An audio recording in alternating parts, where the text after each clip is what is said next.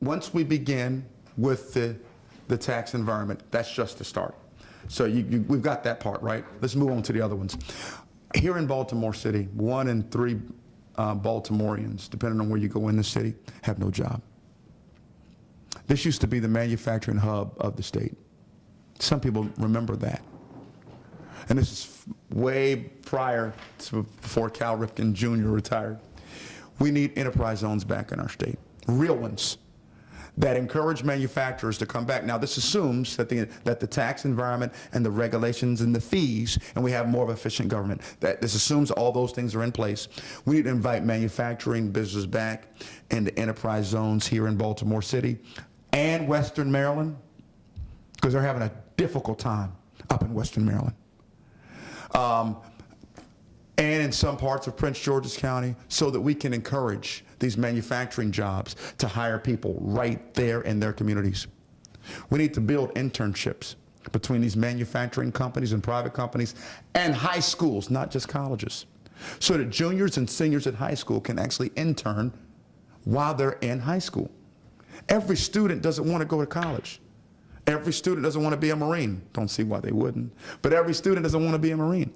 Some students actually want to leave out of high school and get a meaningful job and enter into the workforce and enter into the middle class, which, as Peter Francho has said on many times, the middle class has shrank faster since he's been the comptroller than any other time in Maryland's history. But these internships would provide that opportunity so kids could come right out of high school into a manufacturing job right here in Baltimore City, afford a home, build a family, do things the right way. We need an entitlement program that benefits with both a sunrise and sunset dates, that helps to ease people out of the welfare state and into a workfare state, that helps them get better and survive, not just survive, but become successful quicker, instead of a current system that keeps them stuck on a system of dependency. Economically, what did I say? A rising tide lifts all boats.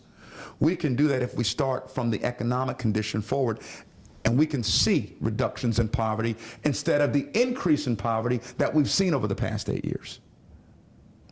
We can bring the middle class back in the state. Enterprise zones would be huge. Internships would be huge. Getting high schoolers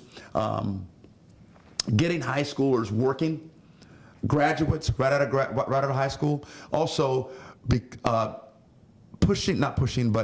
helping to develop nanotechnology in our state, even more so than where it is.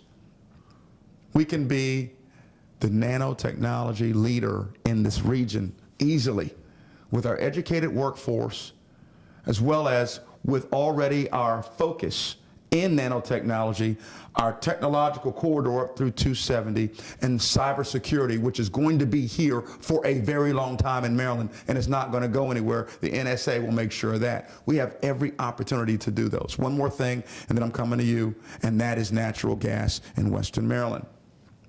We need to responsibly and safely frack for natural gas in Western Maryland. It will change that economy around. Listen, folks, they're already doing it. I put this statistic out there, and somebody who was reporting on it didn't believe it. They had to go back and research it. Do you know who the #1 provider in the world of gas is now? It used to be Saudi Arabia. Then it was Canada. You know what it is now? It's the United States of America, #1 provider of gas. You know what gas that is that we provide? Natural gas. We provide more gas than anywhere else in the world. Why is Maryland the only state not benefiting from that? We need to do it and do it safely and responsibly. And the reason why we haven't done it before, you know what, I'll let you put those pieces together, because I don't want to badmouth our current governor. But we should have done it a long time ago, as long as we're doing it responsibly and we're doing it safely. Those 4 things, in addition to eliminating the state income tax, controlling the growth of government, the 84 fees, regulations, a more efficient government by reducing our secretaries by 60%, these types of things, which we've done study on, time after time, we believe will strengthen our economy, and we don't think it'll take 4 years. I think you'll see results in the first 2 to 3.